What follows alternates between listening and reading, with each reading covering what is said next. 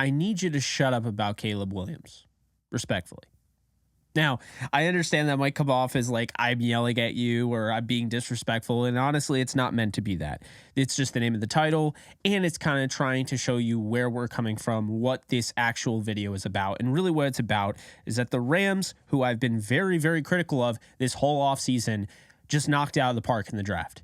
They went out and they got the offensive lineman that you've been clamoring for. They went out and they got the backup quarterback that you were worried about not having. They went out and got a Rams type of wide receiver. They went out and got an offensive tackle to develop and potentially take over for Rob Havenstein down the road. They went out and got day one starters in Avila, in Byron Young, and in THT, Travius Hodges-Tomlinson. They went out and got a tight end who you have a lot of reason to feel good about. They went out and got a potential day one starter in the interior defensive line in Kobe Turner. So why right now are we still continuing to bring up tank for Caleb Williams, suck for Caleb Williams, whatever it is, end the campaigns? Do you realize I'm saying this while wearing a USC hoodie? I'm saying this while being a fan of Caleb Williams. I'm saying this while saying that Caleb Williams, I believe, is the real deal. But the Rams aren't going to be in contention to get him. And if he's as good as you are saying at home, then you got to be honest with yourself. If the Rams don't get the number 1 overall pick, they're not getting him. It's not happening. So here's the thing. The common misconception when the Rams moved on from Jalen Ramsey, Bobby Wagner, Leonard Floyd, all those guys, was that they were tanking. They were never tanking. What they did is they hit a reset, a soft reboot, essentially. They went out and they went after guys in the draft such as captains, hard work ethic type of guys, hard-nosed guys that are going to be in the gym, that are going to be on the football field, in the film room, captains, leaders, guys that guys that are durable, that stay healthy, guys that can play right away, high floor guys. Not to say the entire class was, but you don't draft high floor, ready to play if you are trying to tank. Because if you're trying to tank, then you draft high upside, very low floor, high ceiling. So when you tank this year and get your Caleb Williams, then, next year and the years moving on, you're hoping that that upside hits. You wouldn't get a Byron Young in the 3rd round if you were trying to tank. Yet there are still Rams fans out there to this day that believe that the Rams, even though they just had a 14-player draft that 13 out of the 14 guys are likely to make the roster, maybe even all 14. Even though they got better, they still believe that this team is trying to tank. They still believe that Sean McVay chose to, keep all sorts of money on the table in hopes of tanking so he could get a quarterback. Look, that's not happening. Okay? They're better than that. They have a chance to actually make the playoffs this year in a really bad NFC conference, one of the worst I've seen. And let's just be honest for a sec. They're playing a 3rd place schedule, and it's still Sean McVay. You can't say how much you love Sean McVay and how great of a coach he is, and also say that you think that this team's only going to win 5 games, or this team's going to win 3, or this team's going to be the worst team in the league. No. This team is what I would imagine a Jeff Fisher football team would have looked like with Sean McVay coaching it. It's not perfect. It's going to have its ups and downs. That's what happens when you start rookies. But if you're sitting at home saying tank for Caleb Williams after this type of draft, stop it. Stop doing it. If Caleb, and I'm a USC fan and a Caleb fan saying this, if Caleb Williams played for Penn State, is that same vibe happening right now? Are we still talking about that? That's my issue. Is this a geographical thing? Because I know he's great. We've seen great. But why is it constantly tank for Caleb? Why is it, on one hand, people like myself and other Rams creators have an opinion, and it's trust in Sean McVay and Les Snead. But then when the opinion of a content creator, whatever, is saying trust in Les Snead and Sean McVay, now it's no, we need to tank for Caleb Williams. Don't they have a plan? I think they do. And I don't think it's Caleb Williams. Also, you can't say believe in Stafford, just believe in this team, and then also say that, we need to tank for Caleb Williams. If you are saying that, then you're talking out both sides of your mouth.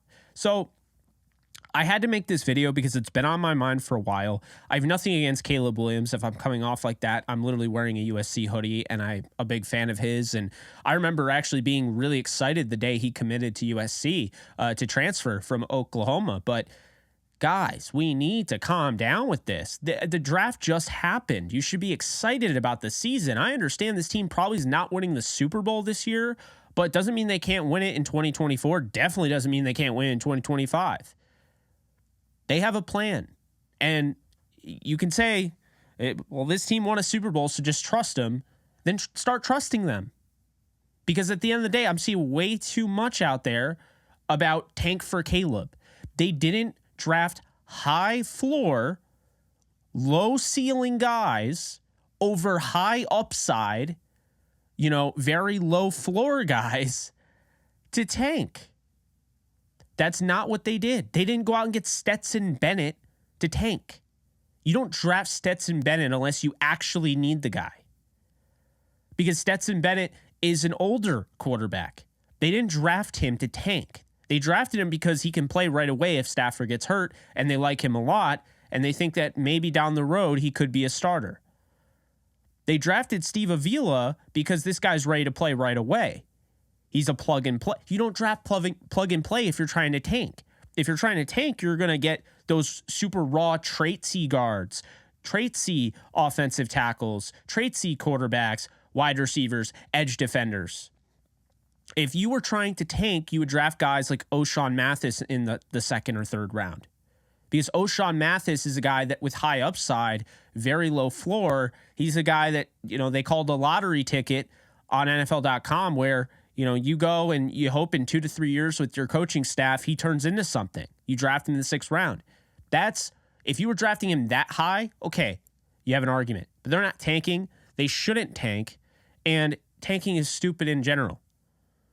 So at the end of the day, I'm not disrespecting you. If you have your opinion, you have your opinion. That's great. I'm not saying you can't have an opinion, but I'm saying I want to see less, if we can, less of the Caleb Williams rhetoric and more of just realizing, look, they had a good draft. This is the most fun UDFA class because I haven't gotten too much into them. I'm going to, really start covering them soon. But the fact of the matter is we now have a UDFA class where any one of those guys, 24, 25 guys, can make the roster. This is a brand new looking team. We have not seen anything like this. This much turnover creates opportunities. This is the next era of Rams football. And Caleb Williams, whether you like it or not, still has to play another year of college football. So I would just say embrace it, enjoy the ride. It's going to be an exciting one, I believe. This might not be a great team. I still think they go 10-7 and make the playoffs, 7 or 6 seed. But I don't know how you can go against Sean McVay. I don't know how you can go against Les Snead if you're the same person saying we got to trust in Sean McVay and Les Snead. They're not tanking. That's the end of the story. But that's all I wanted to say. I think at the end of the day, Caleb Williams is going number 1 overall. Unless something drastic changes. And honestly, something drastic could change. I remember Sam Darnold, who was supposed to go number 1 overall. I remember being at the Rams and Giants game when the Rams won 51-17 in 2017 in the pouring rain. And I remember exactly what that day was like. You had Giants fans who had custom Sam Darnold Giants jerseys. Well, that didn't happen. Didn't happen. He didn't end up being the guy that, everyone thought he was going to be. It's not to say that Caleb Williams is Sam. It's not to say I'm even scouting the helmet. But there are plenty of quarterbacks. You go back, Trubisky went in the 2nd overall pick? You can't assume. You can't assume we have a whole other college football season. A lot of these guys, they come out of nowhere. You don't know what's going to happen. Anthony Richardson before the season probably wasn't going to be a first-round pick, and then he gets a chance to play in his first year as a starter, and he goes 4th overall to the Colts. You have no idea. Things change. So basically what I'm saying is, look, enjoy the season. Enjoy, the experience. Enjoy this rebuild, remodel, reboot.